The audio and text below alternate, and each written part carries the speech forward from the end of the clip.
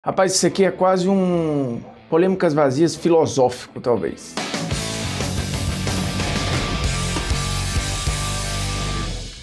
Fala moçada, beleza? Polêmicas vazias na área, convidando você a se inscrever no canal, tocar na notificação, deixar o seu like, seu dislike, comentar o conteúdo e compartilhar o conteúdo nos seus grupinhos de WhatsApp, de Telegram, de qualquer coisa. Olha só, o Brasil tem a obrigação de ganhar tudo. Por que existe esse ódio, às vezes, à seleção brasileira, ou essa intolerância à seleção brasileira quando perdemos campeonatos? Por que a seleção ela é cobrada de uma maneira desproporcional até, e às vezes até contraditória? Por quê? Porque as pessoas falam, ninguém liga mais para a seleção. Só que ao primeiro passo de tropeço ou de derrota, pau neles. Ou seja, será que a gente não se importa tanto assim? E será que essa cobrança ou essa crise de identidade, ela é só agora? Eu sinto informar que não. Primeiro a gente tem que revisitar a história e lembrar o seguinte: o Brasil teve dois períodos muito gloriosos e constantes no futebol. Um de 58 a 70, e não por coincidência o período de Edson Arantes do Nascimento ou Pelé. O outro período vai de 94 até 2002, e aí esse período você tem Romário, Ronaldo, Rivaldo e o início do Ronaldinho Gaúcho. Então você tem ao mesmo tempo a produção de pelo menos 4 talentos muito especiais. E antes disso, abismos. Antes de 58, depois de 70. Lembrando, de 70 até 94, o Brasil ficou 24 anos sem ganhar a Copa do Mundo. E outra, antes de 89, por exemplo, ficou 40 anos sem ganhar a Copa América. E olha que nesse período o Brasil produziu Roberto Dinamite, Zico, Reinaldo, Sócrates, ou seja, não era falta de talento. Você associar derrotas ou tropeços à falta de talento e à pobreza de geração, por exemplo, de 70 a 94, o discurso é incompatível, porque tivemos muitos talentos produzidos, incluindo nesse período uma seleção que muita gente aponta como uma das grandes da história, a de 82. E aí existe hoje em dia uma falsa equiparação com o que aconteceu em 2006 que, minha nossa, assusta, né? Porque a seleção de 2006 de fato tinha muito talento reunido, mas teve um ciclo muito forte, é verdade, antes da Copa, né? A Copa das Confederações em 2005, lembrando que aquela galera não jogou a Copa América de 2004, enfim. Então você tinha algumas peculiaridades ali, mas uma seleção que funcionou na Copa muito menos do que a seleção de 82, enquanto estrutura de time é um pouquinho incomparável.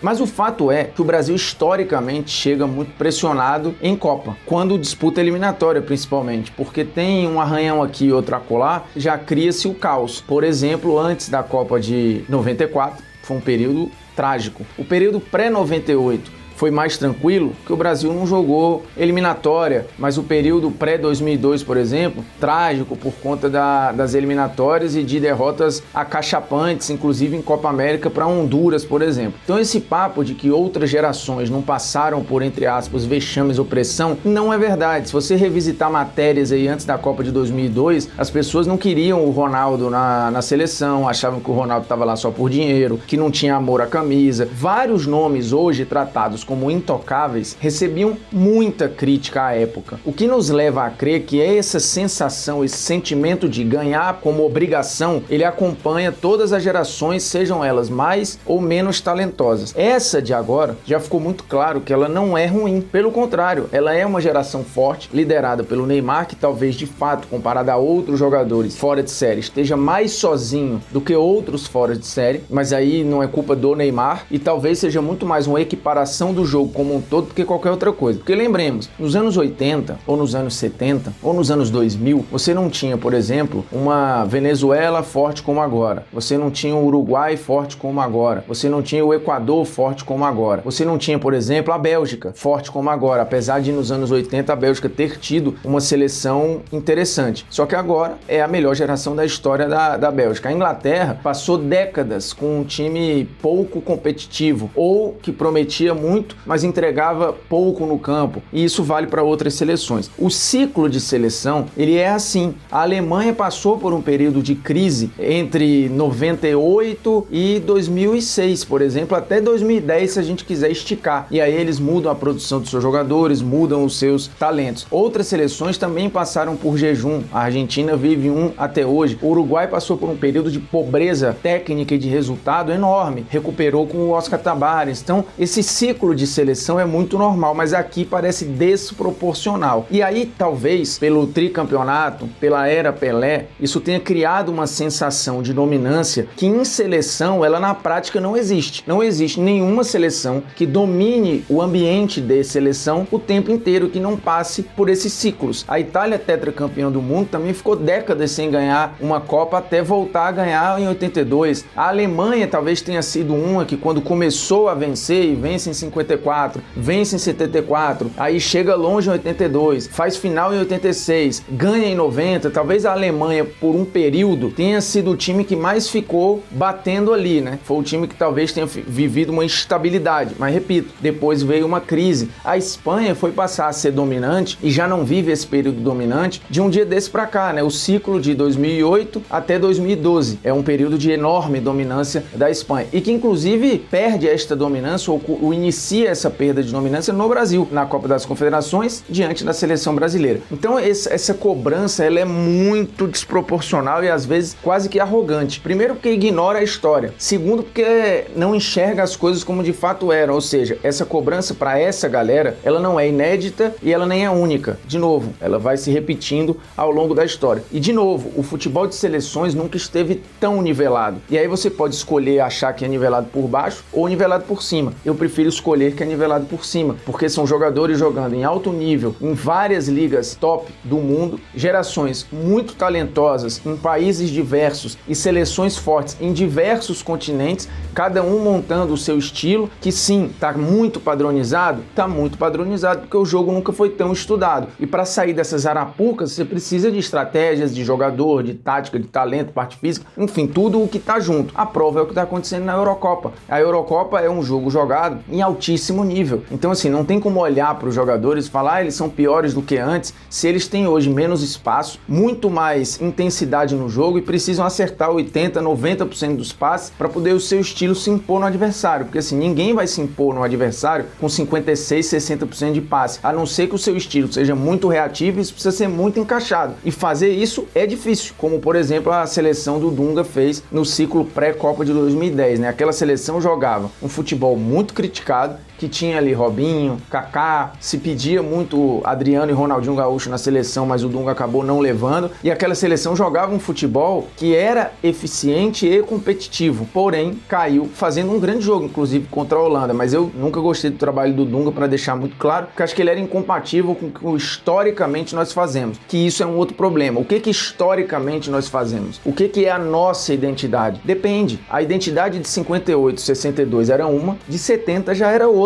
De 94, completamente diferente. E isso vale para 2002. Só que a gente precisa sair dessa imagem, talvez associada a um jogo que está ali apenas para se exibir a arte pela arte, quando não é verdade, né? A seleção de 58 apresentou inovações táticas, como as subidas do Nilton Santos. A seleção de 70 tinha muita força física, inclusive ganhando a maioria dos seus jogos no segundo tempo, com um movimento de ataque ao espaço do Carlos Alberto, que era maravilhoso, jogando com o Pelé solto, encostando num tostão que saía da área. Então tinha muita riqueza tática ali. Não era só o talento pelo talento. A seleção de 94 joga toda em prol de uma dupla muito forte, Bebeto e Romário, mas foi a seleção que mais criou na Copa, que mais finalizou. Então, assim, a história de olhar como uma retranca é talvez um equívoco. Por mais que à época isso fosse um problema, e o próprio Romário falou isso durante a Copa. O Brasil, jogando a Copa, recebia críticas. Então não caia nesse papo de que até a seleção campeã passava ilesa as análises dessa cobrança, tem que ganhar, ainda tem que ganhar jogando bonito. 2002 também passou por esse problema, é um dos ciclos mais enrolados que eu lembro da seleção brasileira até chegar a uma Copa do Mundo. E aí você tinha um esquema com 3 zagueiros, que muita gente tinha a falsa leitura de que era um esquema retranqueiro, jogando em função de um trio muito fora de série, né? Rivaldo, Ronaldinho Gaúcho e Ronaldo Fenômeno, que faz uma Copa maravilhosa. E de novo, tem faixas pedindo pro Ronaldo não ir pra Copa, porque ele não tinha amor à camisa, porque ele não tinha raça, porque os jogadores não representavam. E aí tem uma outra raiva muitas vezes dos torcedores, que hoje a seleção tira jogadores do seu time e acaba atrapalhando a campanha do seu time numa Libertadores, numa Copa do Brasil, no Campeonato Brasileiro. Só que isso, as datas FIFA, elas estão aí para outros times, né? E isso vale para os times da Europa. A diferença é que lá existe um calendário organizado para não impactar tanto. Só que, de novo, o problema de calendário não é de hoje. As seleções sempre desfalcaram os clubes. Esse papo de hoje, ele só se repete, né? Só que um dia o jogador ir para a seleção talvez tenha sido motivo de orgulho. Só que se você for revisitar as manchetes, tinha o problema de desfalque, tinha o problema de perder jogador, às vezes até por mais tempo, né? Porque as seleções tinham ali, às vezes, um mês de preparação, um mês e meio antes de um campeonato, ou até mais, como antes da Copa de 70, e os jogadores ficavam fora dos seus clubes. Então, a gente precisa entender de onde vem esse sentimento, que é construído em cima de uma falsa impressão de que somos o país do futebol e que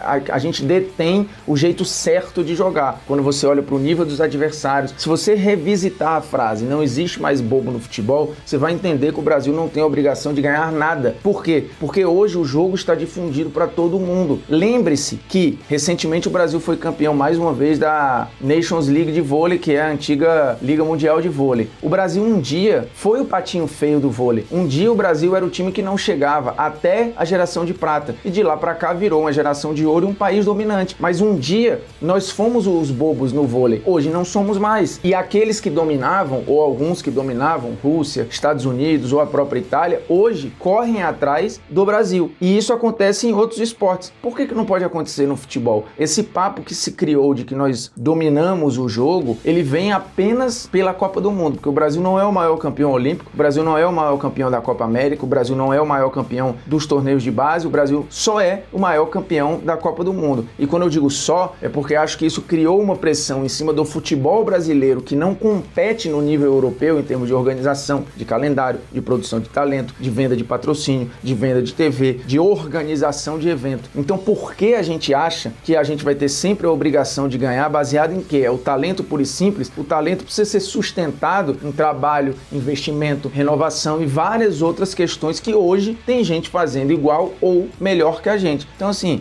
vamos dar uma segurada em relação e tentar manter um pouco de racionalidade. Eu entendo a cobrança e expliquei historicamente que ela não é novidade, porém, ela só vai criar falsas expectativas e aí toda vez que você cria falsa expectativa, você acaba se frustrando. O Brasil é competitivo, o trabalho do Tite ele é muito bom do ponto de vista de chegar para ganhar um campeonato, porém, só ganha um. E esse um nem sempre vai ser o Brasil. Na verdade, a maioria das vezes não será, né? Porque você tem aí Copas do Mundo, o Brasil tem 5, ele tem mais derrotas do que vitórias, então a gente precisa se acostumar com isso. Eu sei que é difícil, é racional demais, mas é o que resta, beleza? Se inscreva no canal, toque na notificação, deixe seu like, seu dislike, comente o conteúdo e compartilhe o conteúdo nos seus grupinhos de WhatsApp, beleza? É nóis, tamo junto, um abraço.